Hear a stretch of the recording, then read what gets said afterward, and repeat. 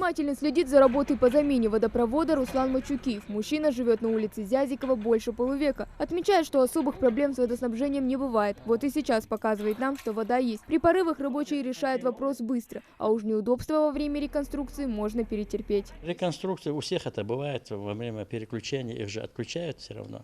Но ненадолго, ненадолго. Это на час, на два, на три максимально.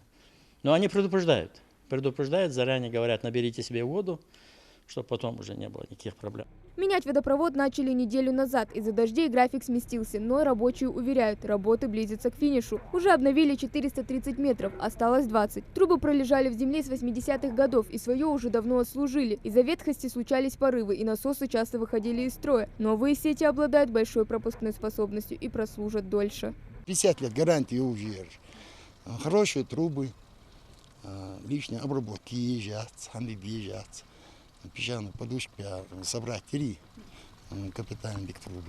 Часть трубы проложили, сейчас ее поочередно подключают к жителям. В реконструкции задействовано 2 единицы техники. Такие же работы идут в Альтиевском административном округе по улице Арчакова и Джерахской. Процесс контролирует Назрановская администрация. Есть и поручение главы республики, и есть целая программа республиканская по замене всех ветхих водопроводных сетей.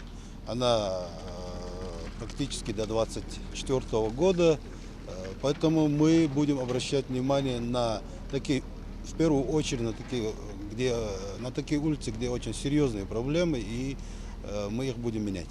Сразу после замены ветхих сетей улицы заасфальтируют. Этой задачей займется уже Ингуш Автодор. Хава Гагиева, Хава Газикова, Асхаб Белакиев, Новости 24.